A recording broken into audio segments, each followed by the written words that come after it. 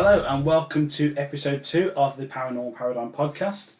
Here are your hosts, Ben Kelly and Kieran Woodhouse. So in this episode we are going to be having an interview a bit later on with a guy called Todd Fischer. He is very into mythological creatures, cryptoids, that sort of thing, so vampires, werewolves, Bigfoot. It's going to be a bit of an interesting conversation because it's new to us as we only investigate stuff on the spiritual level. Never anything like that, so that should be an interesting one. But first, we're going to give some feedback on the recent investigation that we had. So we told you in episode 1 that we hadn't long been over to the local pub to carry out an investigation there, and since then we've been over and carried out the second investigation, and once again had a load of activity. One thing we found fascinating was the activity that we found was completely different to the first time we went. In different locations, the spirits that we had come through on the board were seemingly different spirits, and that's always interesting to me because if you go to the same locations, through time, you often find that you get the same name come up on the board, or you get the same locations are always active, and the other other areas of the location maybe aren't so active. Whilst that's interesting in itself because that's proof if you're repeatedly getting the same things with different people. It's proof that these spirits are clearly residing in the location. It's also interesting when you do go to a location multiple times and you get different activity and different evidence because it almost opens up a lot more possibility that there's potentially more going on than you first thought. Yeah, in the well, location. I believe like something like the local pub, for example, because it's a working, active pub, there's a lot of energy in there every single day. People having a laugh, having a chat, eating food, drinking, whatever. And I think that brings with it makes it more of a central hub for spirits to be able to come to. So you take, for example, you go to a castle or you go to a building that's like a stately home or something like that, and it's not necessarily open to the public, but you get a lot of paranormal investigators that go there. It's not as full of energy as somewhere like this would be. So maybe that's why you're only getting certain spirits in certain places, because they are the ones that reside there. They're stronger, so they can come through easier with less energy in the building. Whereas somewhere like the pub, being it's so full all the time and so full of energy, it makes it easier for other spirits to access. Yeah, and again, if you think about the footfall that goes through a pub throughout the week, and if you're a believer that spirits are attached to us as humans, then the spiritual footfall of the pub would be huge. Yeah, and therefore, there's always a chance that some of them are going to come back or they're going to hang around. Maybe they like that particular lager that they're selling in the pub, and they like to come back for a pint.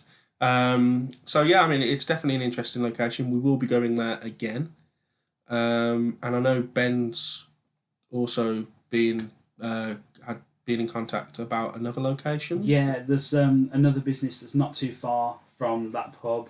It's actually a hairdresser's, and they say they've had some activity in there, and they want us to go and maybe do a little investigation there at some point. Okay. So that could be something that's, again, very interesting. It'd be interesting, being as it's in the local vicinity as well. Yeah. To see if we get the same names and that sort of thing. Yeah, that'd be good. In different places. I know from what you said earlier that some of the things that they've had there, they've come in the morning and there's hair clippings on the floor, despite the fact that they cleaned up the night before. Previous night, yeah. They also had a medium go in there, and he refused to go upstairs. Said that there was someone stood upstairs that wasn't very nice and wasn't really a fan of the guy being there. So the guy was like, no. Yep. So he backed out of that situation, and probably rightly so. We're a little bit more stupid, so we will go upstairs. Absolutely. All in the name of evidence. Science. Yeah. So that's just people have claimed being touched, being poked, and things like that. And also, Ben, and for the listeners, my book has finally been published. I'm holding the physical copy as we speak. Not that matters to you guys because you can't see it. But yeah, it's finally been. Just wave it around. They can hear it. Yeah. Can you hear the pages? So it's finally been published. You can get it on Amazon, ebook or paperback. Or if you contact myself through our usual channels, you can ask for me to post it out to you if you'd like that I know a lot. I've had some people ask me to sign it for them, and I don't know why, but they're paying for the book, so I'll sign it for them. So if you'd like that, just let me know. Give me your address, and I'll post it out to you. I posted some out today, actually, as far as Finland, which was interesting. So I've had a flick through the book. I haven't finished reading it yet, but what I've read so far, I have enjoyed, and especially because we've been on these investigations together, where you've used this information from. So for me, it's seeing things again, if you know what I mean. Yeah, but from my perspective, it's making it fresh for me again, but from your perspective. And that's always important to stress to people that are looking at going on investigations, that what you experience and what your best friend who's with you on that investigation experiences, it's going to be completely different. And you might walk away thinking it was fantastic. They might walk away thinking that it was quite dead and nothing really happened. And it's all about the personal experience that you get. So when you do go out on investigations, that you do stay safe. Obviously, that's the most important thing. But just enjoy it and take that personal experience away from it, because it is a personal thing. What you see and hear on these investigations. So, with that being said, we are now going into our interview with Todd, and we hope you enjoy it. Hello, Todd. How are you doing? I'm doing all right. How are you doing? We're good. Yeah, we're really good. Really looking forward to this chat. Actually, it's going to be an interesting one for us because we don't really know much about this, so we're relying on you to kind of fill our heads with a lot of information over the next hour. Or at least a few ghost stories, hopefully. I don't know. Yeah, well, we're always happy to hear ghost stories. Okay, well. Yeah. Sorry, go ahead. It's okay, we'll get into it. So, really, the first question is, it's a very strange kind of hobby, for you to be interested in mythological creatures, vampires, werewolves. What actually got you into this subject? What made you have an interest in this? Probably nightmares. Had night terrors as a child, and so I got into basically monsters, and I guess that was a sense of empowerment as a child, and it never went away. It became a sense of wonderment, I guess, later on. And I've always said that I was afraid of the dark since I was up to the point till I was 13, and then I realized all this stuff is in my head, so really I'm the scariest thing in the dark. And then I started doing haunted houses and things like that. So then I could use all those fears against other people, I guess, like Batman. I don't know. But I've always had also an interest in mythology and folklore, and I actually eventually end up teaching classes in mythology. So it's just been a lifelong thing, I guess. Okay. So you say there that you had these nightmares and you had these dreams. Was it kind of dreams that involved vampires and werewolves? Yeah, actually. It was weird. The only time I think I've actually dreamed of a vampire, it was a guy in a cheesy vampire costume. And at the end of it, like when my alarm clock was going off, before I woke up, it was like all of the baddies in the dream took like a smoke break. And like you could see him. Wow. And then I woke up. It was weird. But anyway, I guess some say, though, that night terrors and things like that are sometimes an example of psychic attack from evil entities, basically non-corporeal vampires. Okay. That's interesting. Very interesting. So, do you yourself believe in the existence of all these different creatures, or is it something you just like to look into? I am on the fence about everything. So I don't accept everything necessarily at face value. I'll constantly look at more science. I will constantly look at more occultism and folklore. And, I think it's possible. And if it's all psychological, a lot of the same stuff that's preventative against evil also is generally good for you anyway at some point. So as you'll see when I go down the list of things, I guess we could start to right now. Think of the list of things that even from TVs and movie, about what keeps away or kills the bad vampire things out there. garlic, Stake through a heart. Garlic. wooden stake. Stake through a heart, yeah. Sunlight. Yeah, silver. Yeah. It's silver, yeah. And actually, that's usually in the Blade movies, and people were like, no, that's supposed to be for werewolves. But no, in folklore, silver has definitely been used to get rid of the baddies. Gold, I think, usually for consecrated more things like that. Silver was probably more of the tip of their steel weapons, usually. Yeah. Shiny, pointy metal, and even sharp objects, kind of like you would pop a balloon. Apparently, you can pop a bad entity, and mirrors, sunlight. Oh, running water is one. Really? So let's start with running water. Yeah, running water. And now if I make this bold statement right now, I could say that vampires do exist, and you already know they exist. You just called them germs. So think about it. If you wash your hands under running water, you get rid of germs, especially if you rub them more vigorously, right? Sunlight has actually, known to have actual healing properties because it helps your body catalyze the reaction to produce vitamin D. And also they use that for babies who have jaundice. They put them under a UV blanket or light. Ultraviolet light does help.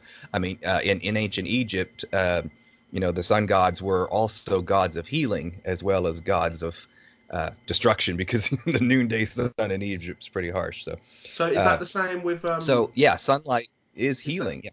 Is that the same with silver? Because bacteria can't grow on silver. Well, there actually are antibacterial properties of silver that you could probably grind up and help to keep water potable. But also scientifically, which is weird, you know how ghost hunters are often looking for electromagnetic frequencies, where they're EMF detectors and stuff? Yeah. Okay. So silver is what's known as diamagnetic. Silver and gold are both like this. Diamagnetic means that they repel an electromagnetic field. So that would be something that could, if a ghost is a magnetic field, then sticking silver in it would disrupt that field scientifically. Wow. Okay. That's interesting. Yeah, this is a really. I'm loving the angle that you're looking at. So, are you basically claiming here that vampires are basically just bacteria that have been personified? It is jumping. Yeah, kind of a little bit. Now, see, that part's real, but when we start to apply it to entities that may be interdimensional, because I don't know if you've watched Stranger Things, but the idea of this other dimensions, and other places, like the idea of the theoretical physics of the flea and the acrobat, it's kind of like picturing us being in 2 dimensions, and a flea can go in 3 dimensions. And sometimes we see the flea and sometimes we don't because of that. Well, in a 3-dimensional world where there are other dimensions, and that is part of theoretical physics, where there are other dimensions that we can't perceive, that may be where transdimensional beings go, and possibly why, and this is an actual theory that I thought I came up with, but I totally didn't, because there's nothing new under the sun, that Bigfoot is an interdimensional being, which is why you don't see dead big feet, I guess, I don't know what the plural of that is, around. You don't see a dead, there's Bigfoot stories all around the south here of Oklahoma, which is where I live here. And you would think that he would be taxidermied on someone's wall somewhere. Yeah, I think point, right? The thing that you're talking there with the whole interdimensional being, that's a huge theory that's proposed by myself and Ben. So we're huge believers of we can see 0.05% of the light spectrum, which we call visible light. Therefore, right, exactly.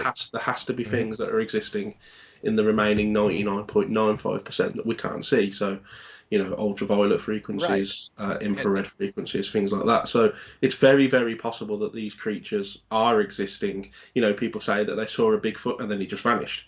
So it could be that they've just tuned out that frequency all of a sudden and he's gone back into his own little realm. He's still there, we just can't perceive him anymore. Right. And they probably can perceive us, or possibly can. Maybe they're in a different three-dimensional universe where they can only see some of our, it could be that we're phasing in and out of theirs too. We never know. So yeah, basically a bit like the Upside Down in Stranger Things. These beings, I guess, come in and out possibly. But so back to silver, that could, if that disrupts a frequency, you might be able to get apparently rid of Bigfoot with silver if it is electromagnetic field on this side of the, of our existence, that kind of thing. But the same way I've heard that they silver tip things. And this is modern mysticism. People who want to exorcise demons with occult magic and things. And the Cabal and the Tree of Life and all that kind of stuff, they'll put symbols of these natures on their, and it could be something the size of a letter opener apparently, and they would just pop it, whatever it was. And they even said sometimes it would make a popping sound. So almost like a balloon. Yeah, although they said sometimes it would make these big screams. Apparently, I've read some books. If you read Arcane Lore and some of the stuff by Nick Wilde, I don't know if you've heard him, but he's kind of a modern mysticist. He's kind of like talking about metaphysical things with a guy in a bar when you read his books. He's an Irish guy, and it's kind of like he's very stream of consciousness sometimes because he'll switch ideas, and reading his books is it's kind of like talking about ghosts and things with a guy in a bar. Okay, so but I would recommend reading his stuff. It is fun. But yeah, he talks about interdimensional things and stuff like that.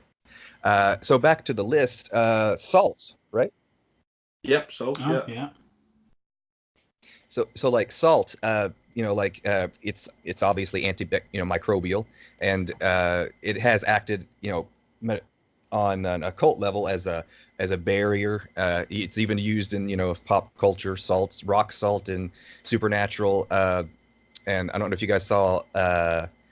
It's not Witches. It was the one with Bette Midler and all those. I can't even think of it. Yeah, Hocus Pocus. Anyway. Yeah. Hocus Pocus, that's the one. Classic. Okay, so Hocus Pocus, she picked up a deal of salt and swung it around her really quickly to make a circle of salt, and the witch couldn't get to her. And so that's in actual folklore where you can make a circle of salt. How you often see the pentagram as some kind of evil symbol, which is really only put in there later on by Satanists, which ironically most don't worship Satan. They don't worship anything. They just use it as a mocking symbol, unfortunately, of some of the other religions. But the actual pentagram is a circle of protection. You would use that to protect against bad things, not necessarily summon bad things. But I suppose sometimes they could put summoning circles inside those circles to keep the thing in there if they wanted to talk to it, but protect themselves from it. Like if they wanted to summon a demon and talk to it kind of thing. So that's also in occult lore. But anyway, salt, back to that. It is antimicrobial, but of course, too much is gonna kill you. It's probably give you a heart attack. But it can help, get rid of the bacteria, which, some of the signs of being a victim of vampire often were over a period of time. Like they often said that consumption was like due to vampirism or tuberculosis or things that would sort of slowly kind of take away your life. And some of these things would help keep and prevent that stuff in some way. Even garlic will actually prevent you. Usually, like if you hang it up, it can act as an insecticide if you kind of have it around and let the aroma really permeate the area. Although it smells, even to you, and you may not want to be around it, but apparently the insects don't like it as much either. Although they say if you eat it, it doesn't necessarily stop insects from getting to you, but there is some, and they're doing more and more research on some of the holistic medicines like garlic and some of the other things, and it does have some antimicrobial properties for the stomach. It kills intestinal parasites and whatnot and things. Okay. And let's see, what else was on the list? Let's see, we did running water, sunlight, salt, silver, stake through the heart. Now, that one doesn't necessarily have scientific properties, although a little bit. Most of the stakes were usually hardwoods, like your cedars and oaks and things like that. The cedar actually doesn't need to be pre-treated for rain because it's already so hard it doesn't allow water inside, and because it doesn't allow water inside, it doesn't rot or take on microbes, which as we know that germs like moist, dark, warm places, and since they can't get water in there, they need water to live too. They can't develop the microbes, so they are kind of an antimicrobial, and therefore I guess as a result end up being something that's considered by folklore to be anti-evil spirits. Actually, cedar has been known to be something that the Native Americans around here would carve things out of the cedar woods, especially totem poles and whatnot like that, especially up in the north of America. Well, I mean, really, with the wood situation, I guess it's almost, again, it's a human would like to see themselves as having the same kind of properties as that wood, that they can't take on any bad kind of bad energy or bad illnesses or bacteria. Yeah. So they want to, it's almost like they want to become that, that wood. So that wood killing the bad bacteria is, I guess, a metaphor for a healthy human body that, repels this bad bacteria and this bad energy. Yeah, that's right. And actually kind of visualizing yourself to be these types of things. Visualization is a very important thing in occult tradition, even if it's just visualizing a white light that zaps the bad things away, or visualizing an egg or sphere around your body as a sense of protection, that kind of thing, or just visualizing yourself be like the wood, so that you don't take on the bad things, and also actually the stake through the heart. This is back to the folklore of vampires are actual physical dead things that climb out of their grave and suck your blood. And there's actually a little bit of overlap between sort of zombies, vampires, and sometimes even werewolves, because if you know from Dracula, there's shape-shifting going on and things like that. But the stake to the heart was literally to hold them in the ground and keep them there. Right, okay. Yeah, they would stab them into the ground and then rebury them sometimes. Now, sometimes the hardwood actually was supposed to have that sort of banishment properties too, that sort of exorcism of the entity to lay it to rest. So they would stab it. There were some instances, instead of stabbing it through the heart, they'd stab it through the head, and apparently it would explode in fire, according to these people, I guess. Maybe, I've seen people that have put I guess metal grids over gravestones during I think it was during the Victorian period and stuff. So like a metal cage over the grave to stop them from coming back from the dead. And that goes to a little bit. I want to go step over to science just a little bit and talk about the metal cage. A Faraday cage would be something that would hold and prevent an electric charge from going through. So, for instance, like when Nikola Tesla would have these huge coils and electric bolts shooting lightning, for hundreds of feet. If they were giant, and he actually blacked out of town once with his first Tesla coil that he created. Sometimes you swing and you miss, as they say. When he had them, working and all around him and stuff and zapping lightning, he actually he used a Faraday cage created by Michael Faraday, which would protect you from some of these things. It would zap onto the cage instead of him, and he could just sit inside this cage while lightning striking him all over the place. In fact, there's actually a video of David Blaine having 6 Tesla coils all around him and striking him for a period of, like, I don't know, 72 hours. He always likes to do things for days for some reason. I don't know. But it's awesome. Yeah, and of course you have to play Thunderstruck and anything to do with lightning and all that kind of stuff. Yeah. Good song. Yeah, and also metal itself, iron, which a lot of steel is made from, used to make steel anyway, is actually ferromagnetic. And ferromagnetic means that it is more likely to accept a magnetic charge. In other words, like if you set your screwdriver on a magnet, it's going to become a magnet for a short period of time, kind of thing. Yeah. And so as a result of it sucking in, I guess, a charge, it would still disrupt an electromagnetic field. And so if a ghost or entity is an electromagnetic field, or at least in our world, I guess it is, wrought iron, as it even is sometimes in like TV, they'll use iron. I don't know if you ever watch Being Human. They have an American and a British version. I've seen a little bit of both. I saw the first season of the British version. I need to watch the rest of them. They were pretty good over there too. But they in the American version, I know that eventually they used just frying pans.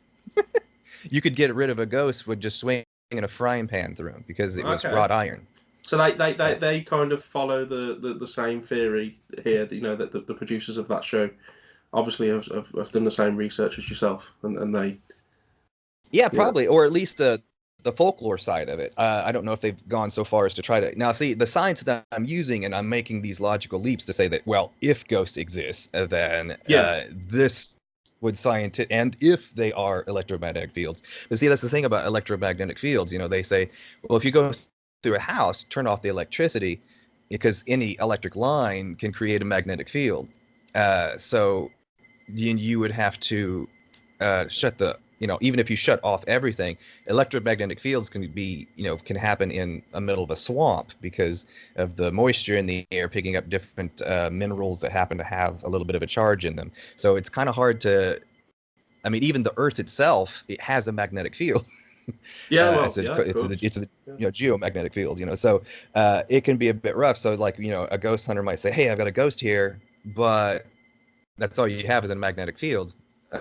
Then you don't, that's why I don't just trust just one thing. So, I haven't, we at Five Geeks haven't done paranormal stuff yet. I did just now, last night actually, posted our first paranormal thing on our blog section, if you'd like to check it out, a sort of protection from the dark arts 101. And it goes over a little bit of the things I've talked about, a few more things. Also, I have links to sources that point out the science behind some of the stuff that I have, if you want to look at the hyperlinks and extra reading. But also, when we go, we're actually going to take a medium with us to like they do on the Travel Channel. So we'll test it scientifically, and we'll try to, see, okay, well, this could be just because, the ball's rolling down here because it's downhill. We can use a spirit level. To see whether our spirits are level, or, to see whether it's balanced and whether, and just different things like that. Why a door would open or close, could be the swelling or contracting of the door due to the moisture in the air, or the heat, things like that. So we would look at the science of it, but we'd also, hey, we've got an electromagnetic field here, and then maybe bring in the human barometer of our medium and have them check it out, So that's always kind of interesting when they sync up. That's the best way to do things, we think, always look at it from a scientific point of view. You'd always try and explain what an encounter could be before you leap straight to paranormal. Before you jump to those conclusions, try and figure out what everything else could be. Right. Before you end up like the guy on the History Channel is like, I'm not saying it's aliens, but it's aliens. Yeah, that's and so, all of this is going to be leaps until we figure out some better science, I think, because it's, as you were saying before, we just have a certain range of light that we can see, and the rest is, either infrared or ultraviolet, and we can't see that. So it's kind of like, I've always akined it to looking for radio waves with a flashlight. We're not going to find necessarily, a lot of everything. And sometimes people have been told to pick up radio waves in their dental gear. Yeah. Yeah, so I've heard of that, and you could say, hey, I haven't had my flashlight here.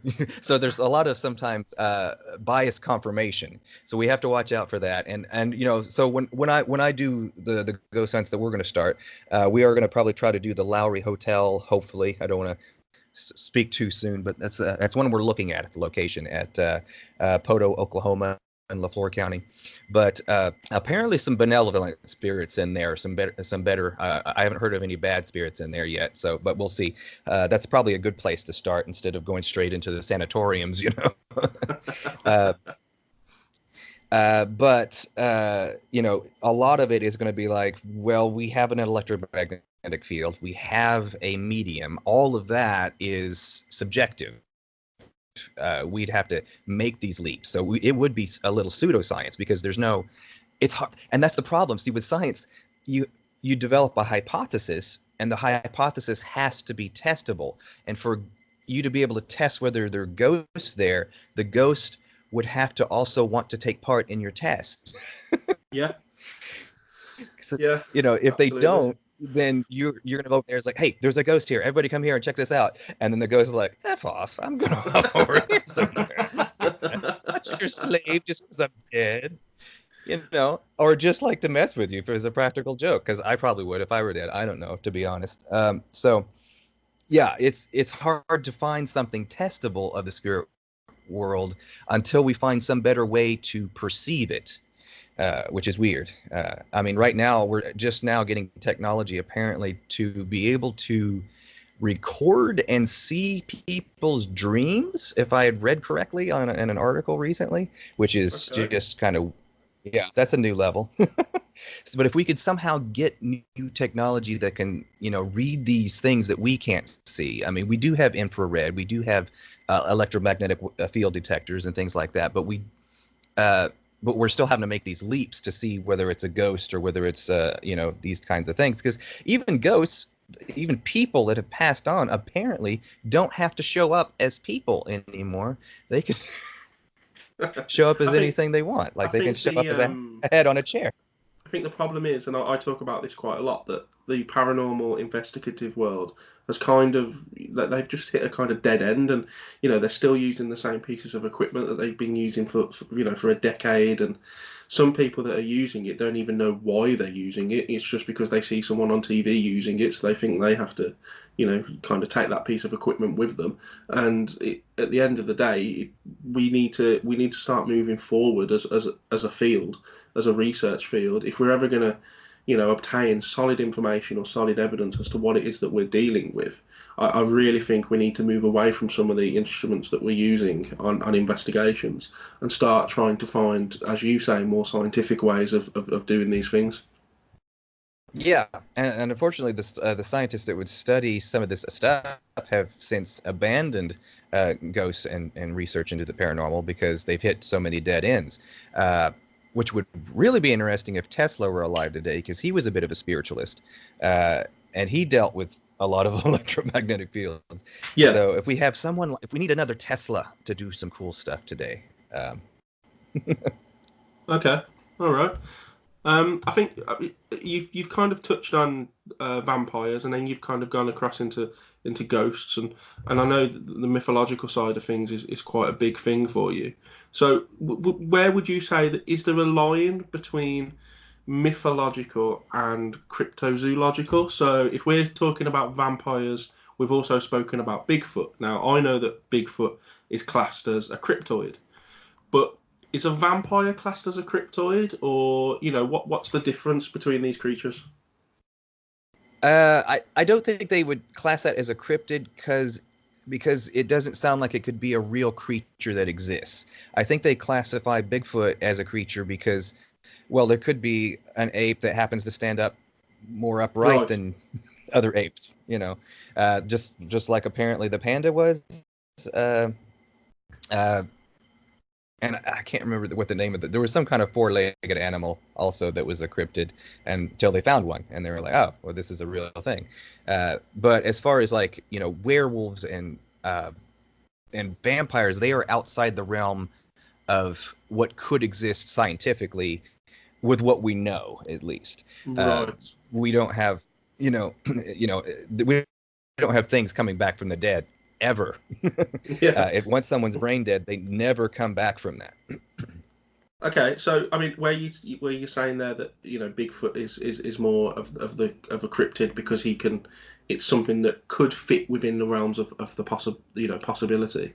If that's the case, and as you say, the panda was once a cryptid until it was discovered, is there any chance that Bigfoot is ever going to be discovered? I mean, you know, we never see the dead bodies of a Bigfoot in the forests. Nobody ever stumbles across a dead body, or, you know, any bones or anything that could relate to it. Well, you'd think with today's technology, you know, everyone's got a phone, a pocket phone, and a camera on there, and everyone's already got something that could take a photo. And the pictures that we see, both of things like Bigfoot, the Loch Ness Monster, for example, even UFOs, always seem to be blurry photos. You can't really make out what's going on.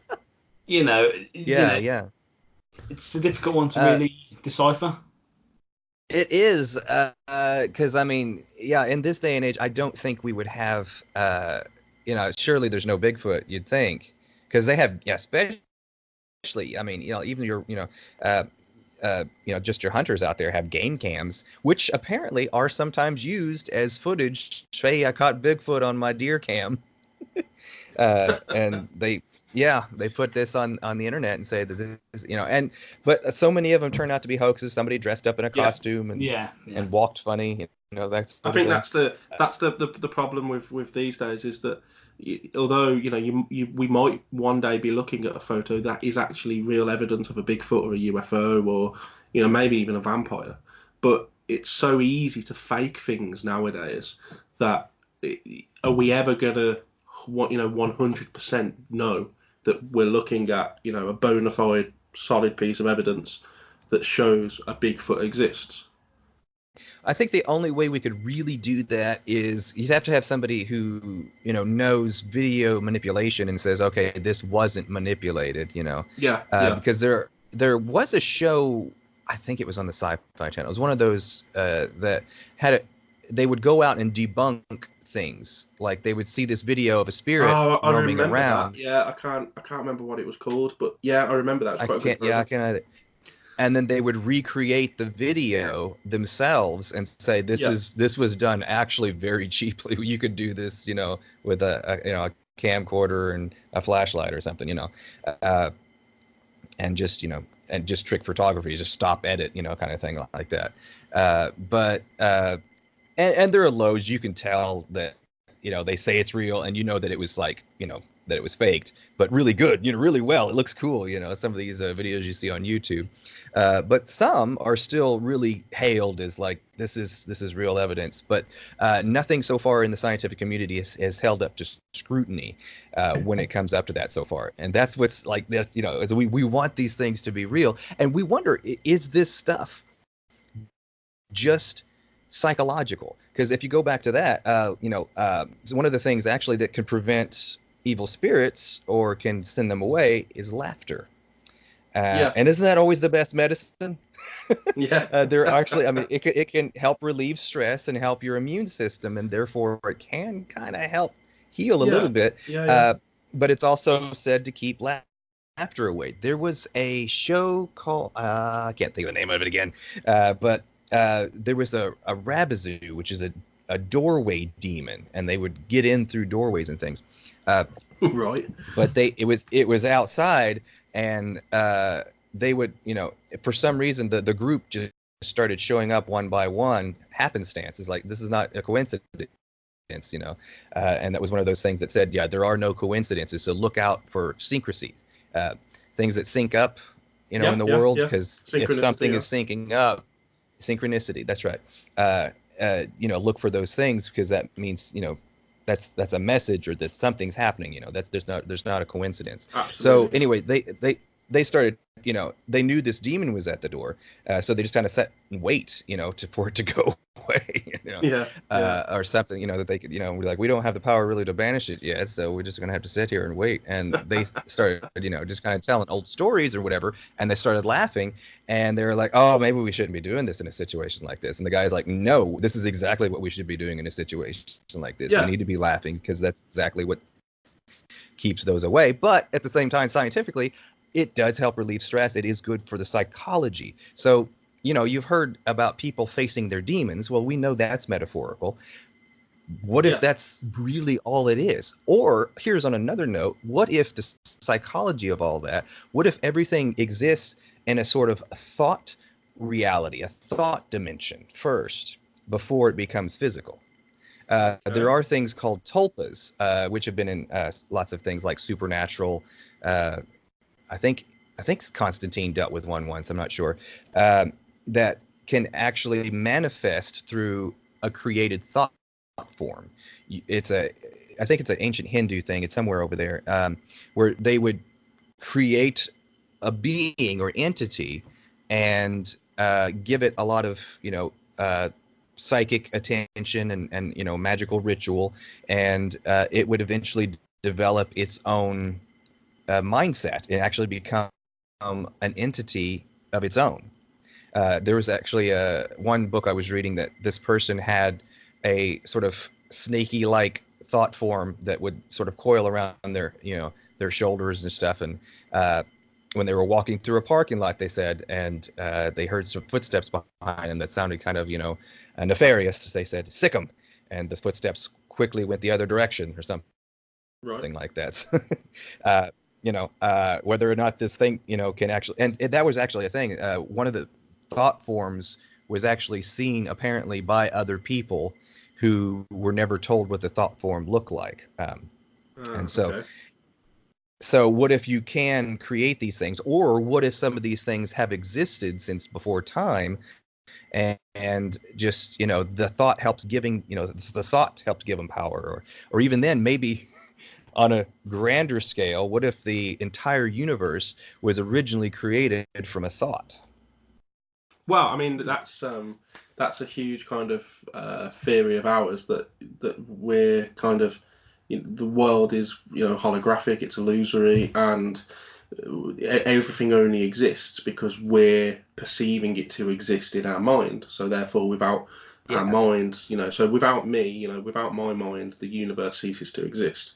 And so it almost feeds into the law of attraction, maybe, or the power of suggestion, where you want something, so you send out thoughts to the universe, and then the universe kind of responds by making whatever it is you've asked for happen.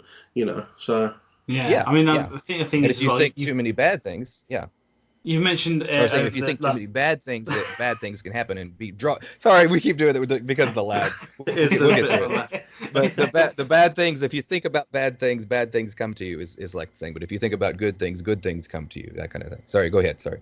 I was going to say, we've been discussing these things. You've mentioned different films and TV shows like Supernatural, Hocus Pocus, that sort of thing. So, do you think that Hollywood and the media have made these kind of things more believable for people to believe in, or more unbelievable?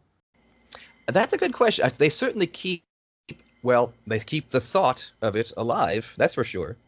But whether it's just because we already had these sort of things sort of deep-seated within us, somehow ingrained in our DNA, or maybe it was because we always somehow knew that everything was sort of lingering in the background, or maybe it's just maybe it's just a bunch of hocus pocus. I don't know.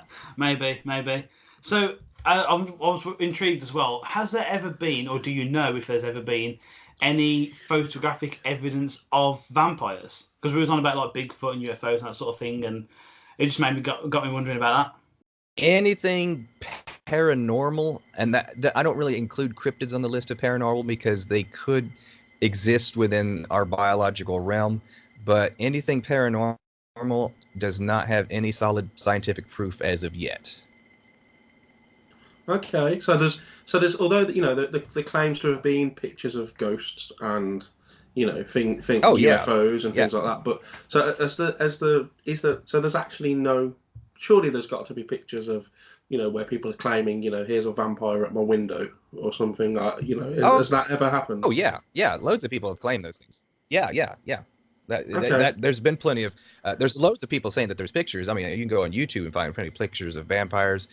We talked a little bit about the Highgate vampire in London, which is really interesting because it's like it kind of became a bit disrepair and derelict in I think it was the west part of the cemetery, and that's when the vampire sightings apparently showed up, and animals would show up with their throats slashed, and sometimes they were missing blood and things like that. And but I'm not sure if there were any deaths in that area. There may have been. I can't remember. It's another thing. Interesting. Didn't someone find a beheaded corpse, or there was a beheaded corpse or something? Corpse. Was there one? I didn't know if it had escalated to that. But see, yeah, that's right. But that still could be a person.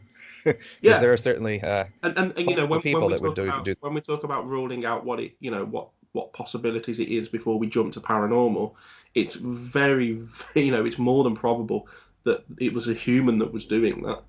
And so it's much easier to believe that it was a human, either playing a prank, or whether they were doing some kind of black magic ritual, or kind of sacrifice. It's still easier to believe. Or they're just a serial killer, or or it was just a hit, that kind of thing, or just an accident. I don't know how you accidentally knock a head off, but it can happen, I guess. I think because with that Highgate Cemetery, I think just for our listeners that aren't aware of it, it kind of happened in the Tottenham area of London, and it all started when a body was discovered, kind of dug up from the grave, and it had a stake driven through the chest of the corpse. Yeah, actually got a lot of media coverage at that time as well. So this was back in, I think, 69.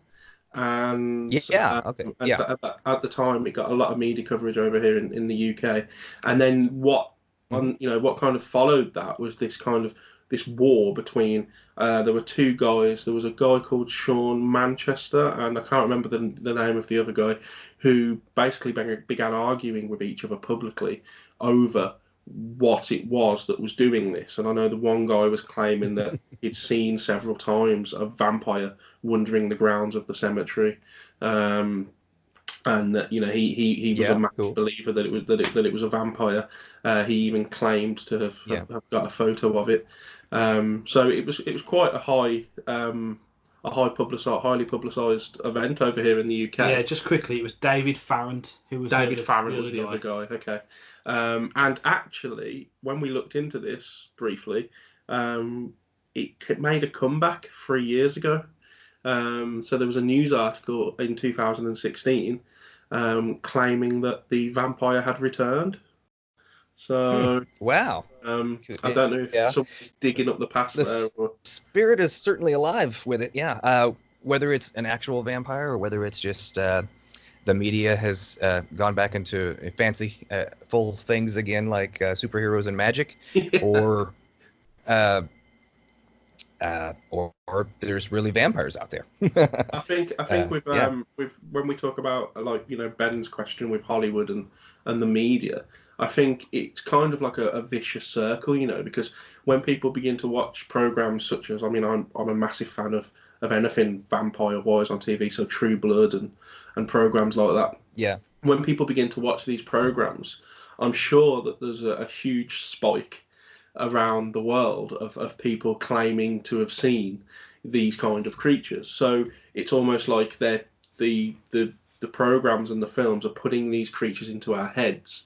And then if you follow the theory that you just said, Todd, where we can create these creatures with our own thoughts, it's almost like there's this chain reaction of we watch a program, it gets into our head, we think about it, we then create this creature with our imagination or with our thoughts, and thus it exists within the world.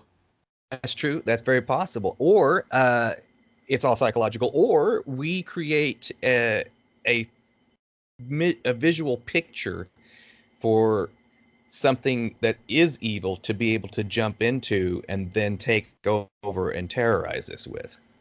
Because that could be how a thought form exists. There are entities possibly that are out there that can only manifest in our world through the embodiment of our own nightmares, so to speak. Okay, so I obviously do a lot of research into paranormal and things like that, and there's always a lot of talk that these energies and these kind of, I guess, these manifestations, they feed off bad energy, or they feed off like a lower vibrational energy. And of course, what you mentioned earlier, where, you know, when you laugh and when you bring the energy up, it kind of defeats these creatures.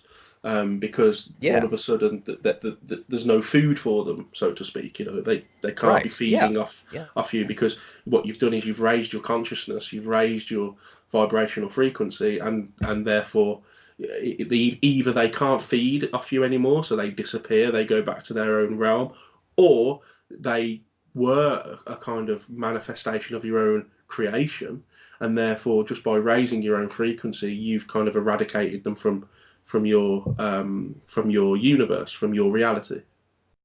Right. And so, like, and like I said, like, even if this stuff is just psychological, it's usually good for you anyway to kind of laugh and get your spirits out. But it could also be a means to, you know, actually be blocking off these bad entities and spirits. It does seem that way, because of the way that there's often a sort of a vicious cycle with depression. You know, you think bad thoughts, and then sometimes you get angry at yourself, and you're sad because you're angry at yourself, and it's, you know, it's a lot of self-defeating things. Or even with addiction, you know, you go and you do the thing because it's just this one thing, and then you feel badly about it, and then you get into a depression, and then you feel like, I need another thing to help me feel better, and then you go in that cycle again. And so that does seem like something that is possibly an outside force affecting people to do these things and influencing.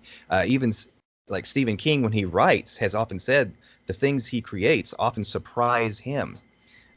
You know, the guy in Misery, he said, was doomed to die at the end, because I had it set and outlined for that person to die, and he surprised me. I love the film Misery. Slightly off topic, but it's an absolutely brilliant film. And the whole, I don't want to ruin it for anyone that hasn't watched it, but you know the scene. Oh, I've never seen it. Okay, so the scene on the bed. I mean, for when that was filmed, it was, you know, it's quite graphic, you know, when you compare it to modern day films with CGI and the graphics that they have nowadays. It just to watch it, I don't, maybe because it wasn't CGI heavy, it makes it a little bit more realistic. Yeah. Makes you cringe a little bit more. So for anyone that hasn't watched Misery, go and watch Misery, because I think it's on Netflix actually. It's a fantastic film.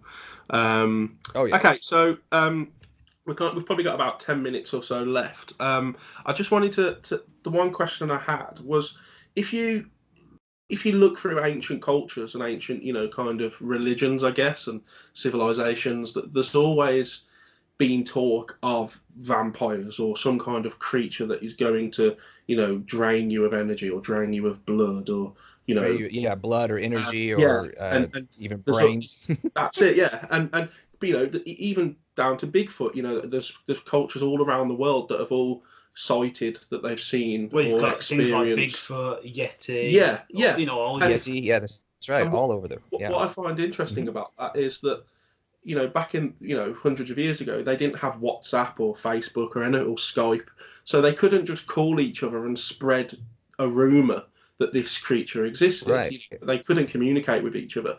So surely there has to be a grain of truth to the existence of these creatures if cultures are seeing them, you know, all around the world. Yeah, that's why, that's why I keep looking. That's why I keep researching in it.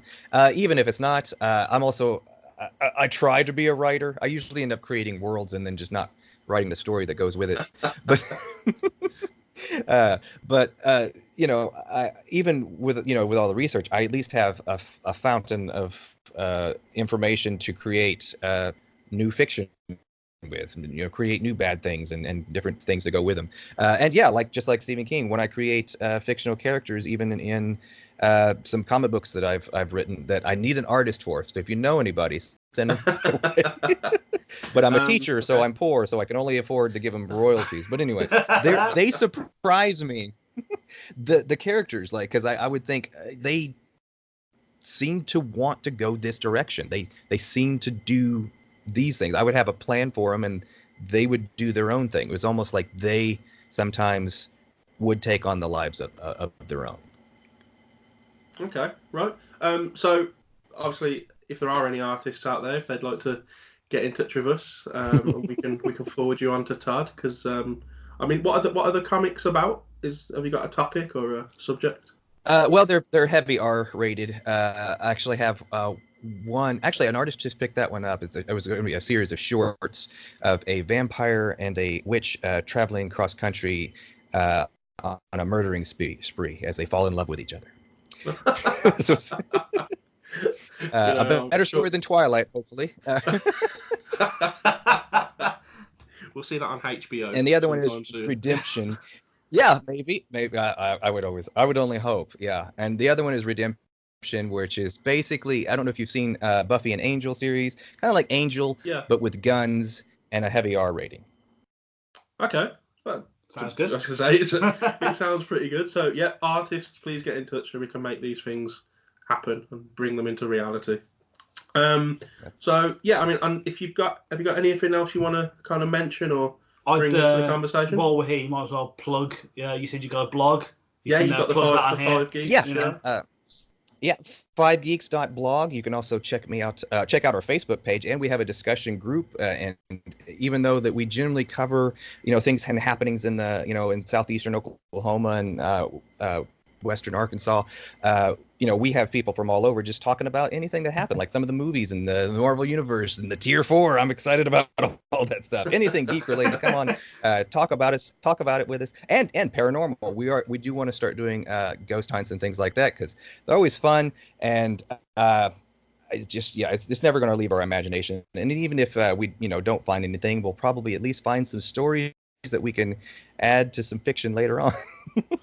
Okay, if ever you need anyone to kind of collaborate with, I know we're, thousands of miles away from each other, but if ever you need anyone to collaborate with in terms of paranormal investigations, you've only got to hit us up and we'll try and help you. We can bounce ideas off each other. Something out. Yeah, absolutely.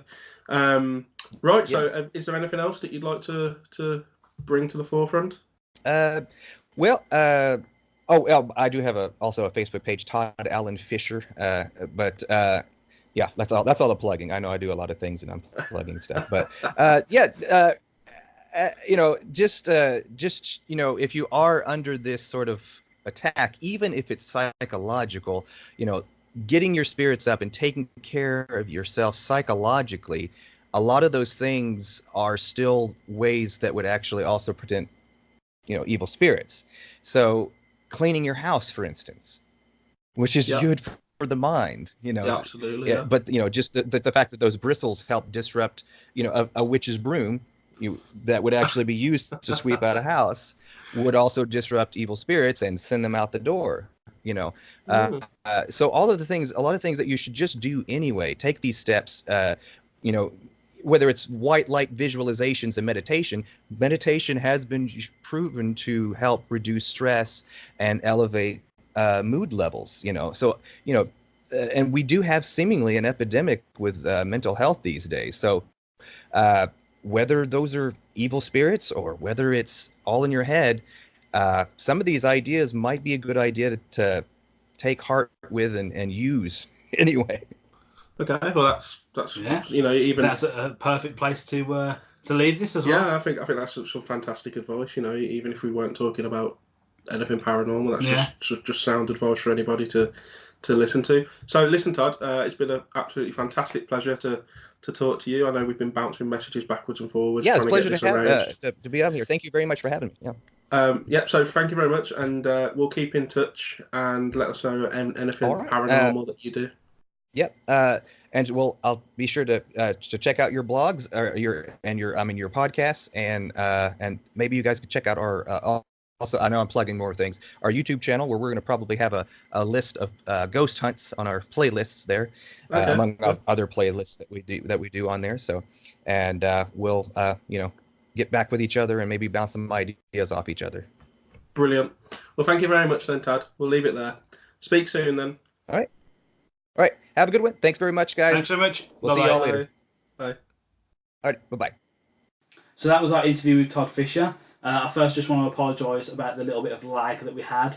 It's just one of the problems you get with doing these podcasts, especially with people from across the pond. It made it a little bit awkward some points when we were talking over each other, so you have to excuse us for that. But yeah, this was a good interview. I really enjoyed it, and especially from our perspective, because we've never really looked into the world of mythological creatures and cryptoids and that sort of thing. So learning more about that, especially on how he perceives them as well, made it very, very interesting. Yeah, I mean, I will never look at a vampire the same. I just found it fascinating that and if I was kind of understanding him correctly, that he was basically saying that ancient cultures and whatever personified disease and bacteria and things, personified it into these creatures that we know today as being a vampire or whatever. A disease that would come, it would drain you of energy, it would sometimes drain you of blood, or bugs such as mosquitoes that can come and drain you of blood, and these cultures have basically personified that into a cape wearing guy with fangs. Yeah, he can turn himself into a bat. He can turn himself into a bat at will. Yeah. So it's that's fascinated me, and of course, there has to be some kind of truth, as I mentioned in the interview. There has to be some kind of truth to these creatures' existence, because they've existed throughout cultures all around the world for years and years.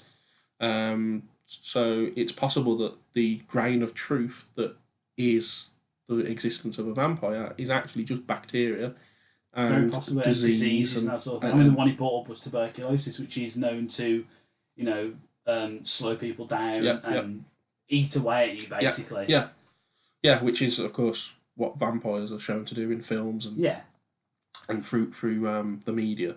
So it's definitely a fascinating interview. I think we will get Todd back on at some point in the future, because I know he wanted to talk about werewolves and other type of creatures that he does a lot of research into. Yeah, there's a lot of stuff we just didn't have time to get around to. Believe me when we say we could have gone for hours talking to Todd there. Very fascinating interview.